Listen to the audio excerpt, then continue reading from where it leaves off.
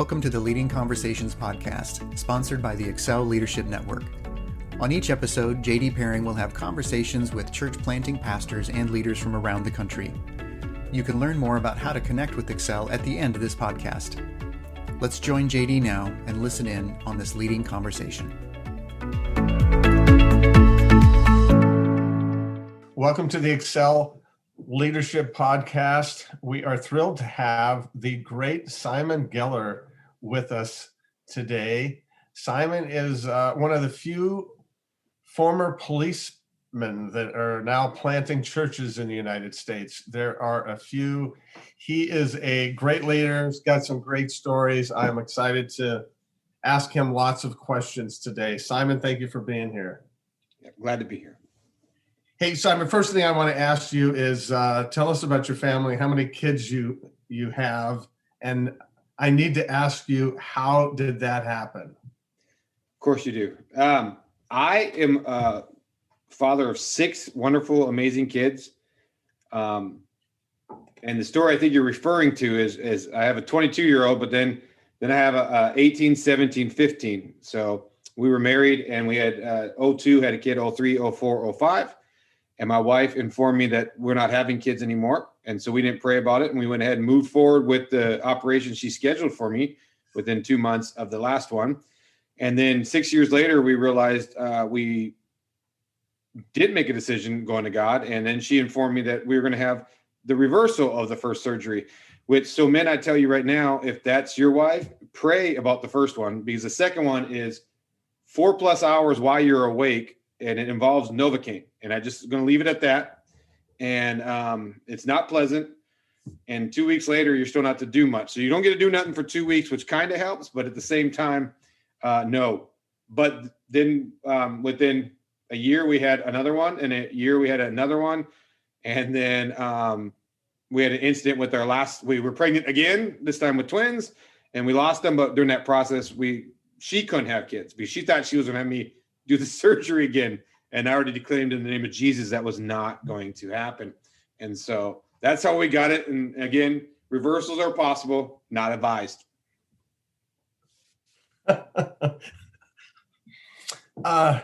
Here's just a bit of advice, leadership advice. Do not allow your wife to schedule any surgeries for you. Make sure you're doing that on your own with the advice of your doctor and also Simon Geller. So, hey, Simon, tell us a little bit about your story. How did you come to Christ, and how did you think in terms of ministry? Well, I grew up not knowing Jesus. It wasn't an important factor in our family. We were told to treat everybody by how they behave character-wise. My dad, mom said they believed in Jesus, but didn't like the church. So we just didn't go to church, and we were just told everybody how they behave and how the character is how you react with them. And it didn't matter what. So I thought that was fine growing up. I became a cop at 21, right when I could become one. I went to the police academy in Texas. I grew up knowing cops. My dad was a county attorney, so I thought it'd be a great job. I enjoyed it. I was there for 5.5 years when I met my amazing wife, now of almost 20 years. And she was a Christian, and she said she marries Christians. So I told her, of course, when I met her, I was a Christian. I mean, what else would you do for an answer at that situation? I knew that she was the one. And then I just slowly, I listened to Christian music, which I never knew existed at the time. I remember the first song I fell in love with was I Can Only Imagine. And I mean, it's cliche, whatever, but it was like, I love this song. It makes sense. And so over about a period of a year of knowing her and hearing a different message, I used to always go to churches, small churches, and it seemed like they always told me I was going to hell, and they didn't tell me Jesus loved me. I never even heard that before. And I heard this crazy guy, and it might ruffle people's feathers, but there was this guy named Joe Osteen, the younger guy, who podcast told me Jesus loved me, and he didn't ask me for my money and told me to go to a local church. And I never heard that before. And so that started my journey in knowing him. I then transferred up to Washington to be a cop for over 12.5 years after that. In that process, I joined my first church ever and fully committed my life to Jesus. Within that church really believed in church planting. I didn't know what that was. But before they planted me out, they had planted 5 churches beforehand that were going. It was great to see. I got my degree while working as a police officer in Bachelor's of Religion from Liberty University. No, I'm not Baptist, but it's still okay. We got Joel Osteen and Jerry Falwell. Yeah, just you're in the middle. Surprised I'm even here. I don't even know what to say. And so we kept going, and then I just felt a calling on God that I was supposed to go into ministry. It was crazy.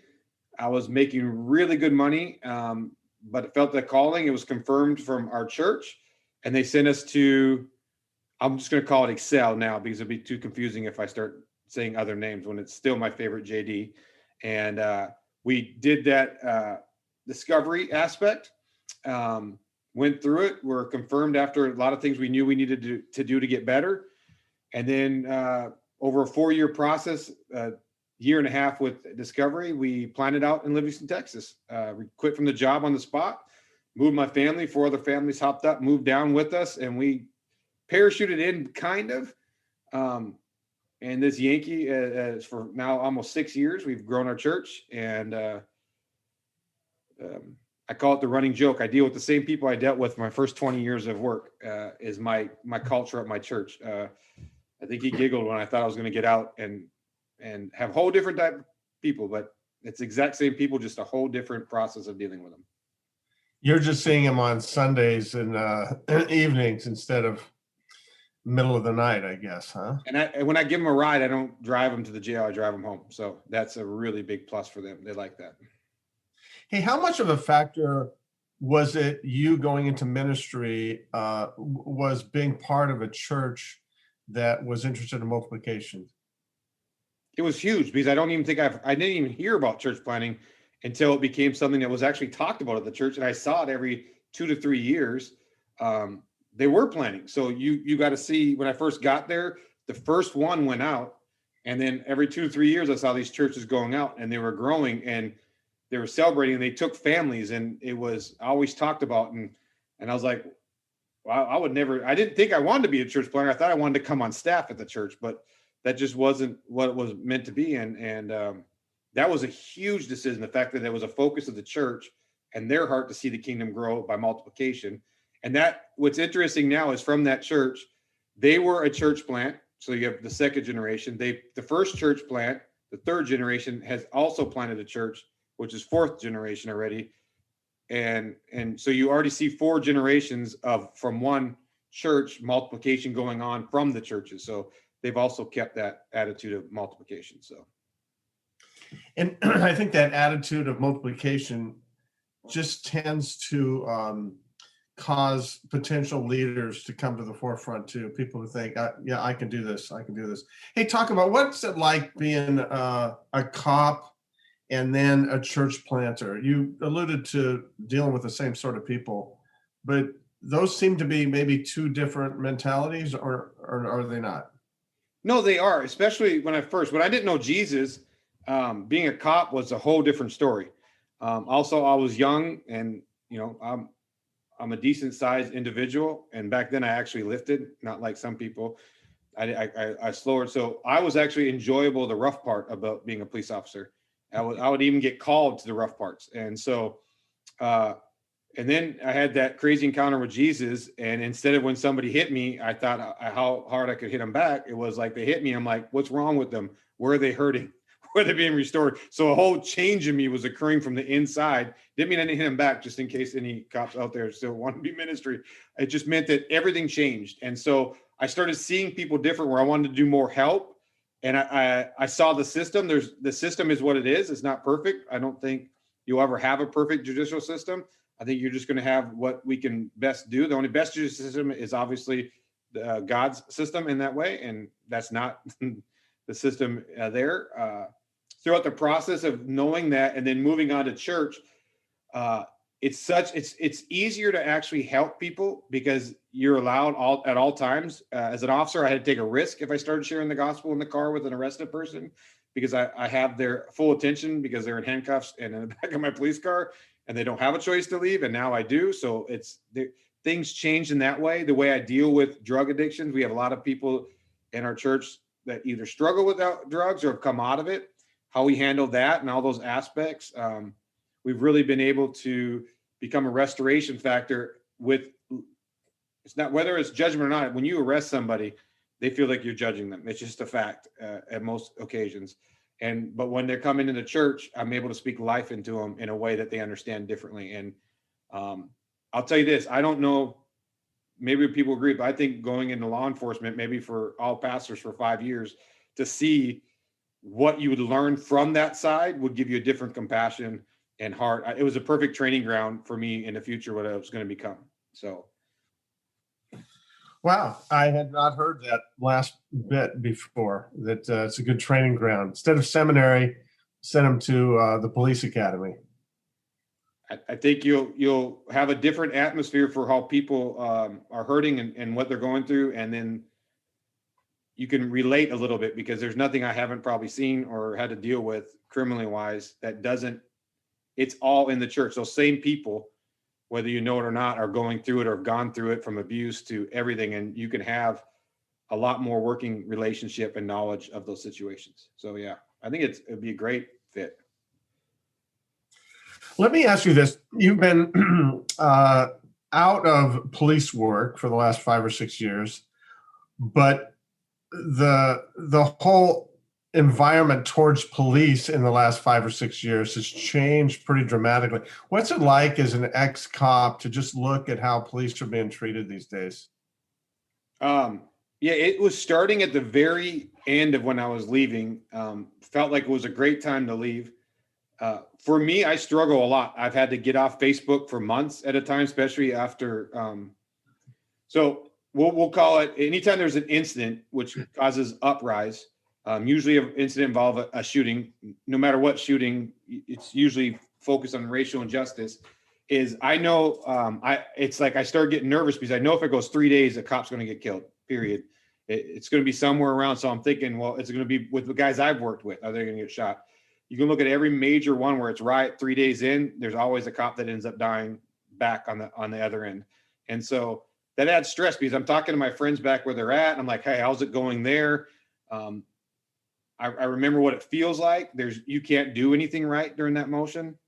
So I struggle, especially with general characteristics of all cops are bad. They're doing all those things. So I still get angry today with that, because I don't think you ever leave being a police officer per se in that way. Am I against things that shouldn't be done? 100%. But nowadays you could do everything right, and for the first 2 weeks, you're just wrong. And you have to go through that. And I'm afraid for my guys. I'm afraid for the reactions that they go through. I talk to them. Very interesting. Cops are very honest with other cops. Found out they're not as honest with pastors until you remind them that you were a cop for 20 years, because they all want to say the right thing, because they're afraid if anything they say is not said right, they'll be considered a racist. They'll be considered, they don't care about life. And so the only real honest conversations, I think, really occur with other cops. Because they want to be politically correct right now, because it's very dangerous not to be politically correct in this moment as a police officer.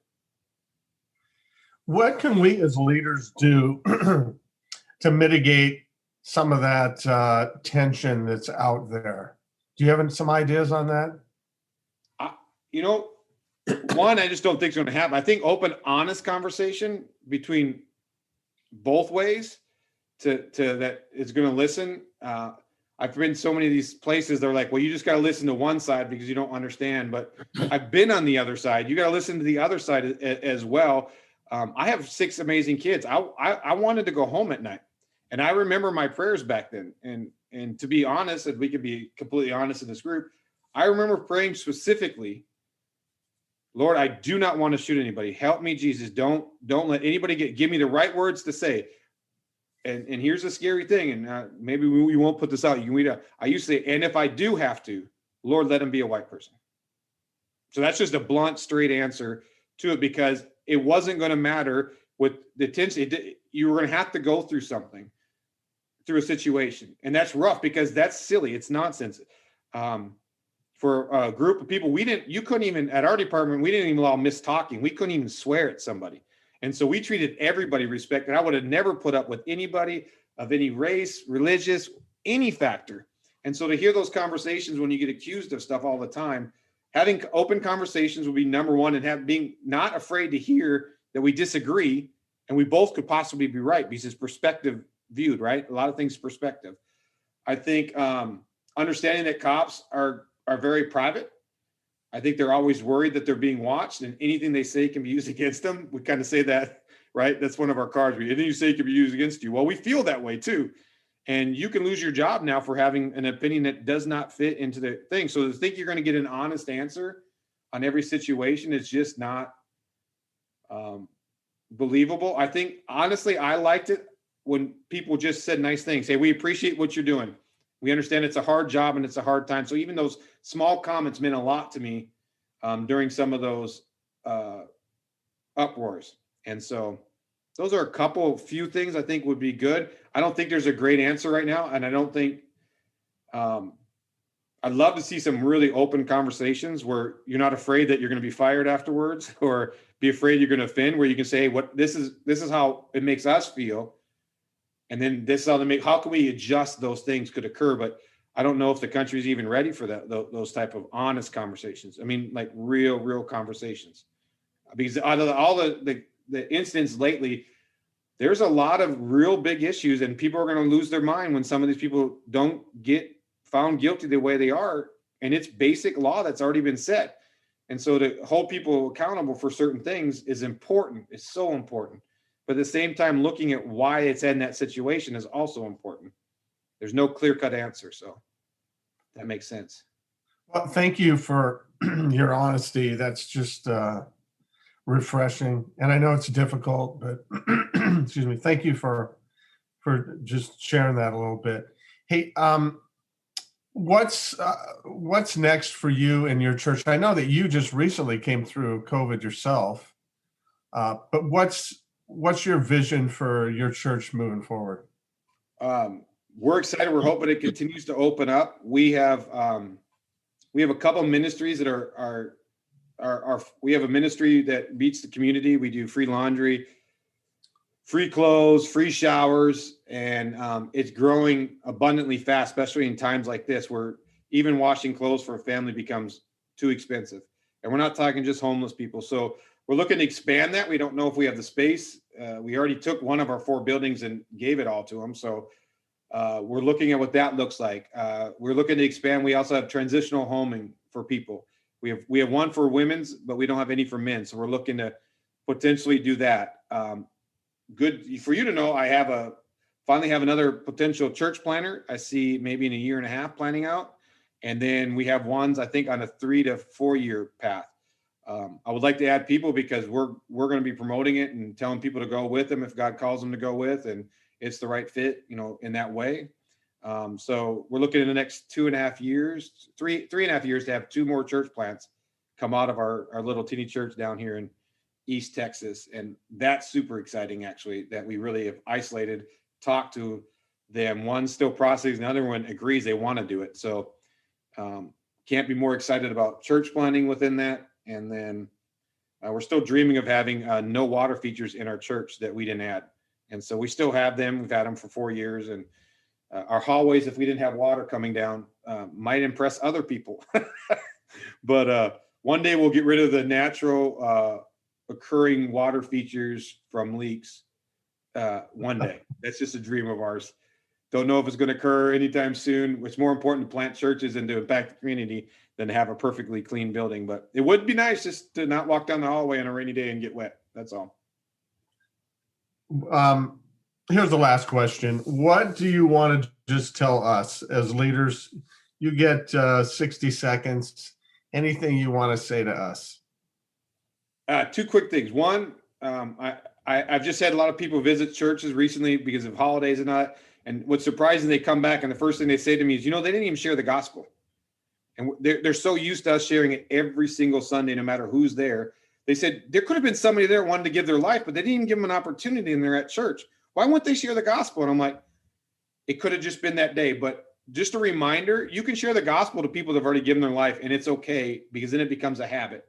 So no fear of sharing the gospel on a continuous basis. And two, make sure when you look out at your church, in my opinion, this is as leaders, is that it looks more like a hospital than a country club. And that's not being mean, but you should have some messed up people in your church. And if they're not, start talking to your best leaders and your best inviters and tell them, hey, go find us some messed up people to see what we can radically do to make people uncomfortable at church and why they're uncomfortable, and get that uncomfortable getting, because that's, I think, is a real positive. That's who I think Jesus actually is really calling us to go after, is those that are in desperate need for a doctor. That is a great word. The truth is, our churches are made up of completely messed up people. Some of us try to hide it better than others. But thank you for that. Thank you for what you're doing. Thank you for your honesty. And thank you for being here with us today. Thanks for joining the Leading Conversations podcast. We hope that you found it both helpful and encouraging. At Excel Leadership Network, our focus is on the church planter rather than the church. If you'd like to find out more about us, visit our webpage at excelnetwork.org. Don't forget to subscribe to this podcast so you don't miss any future episodes. See you next time with another Leading Conversation.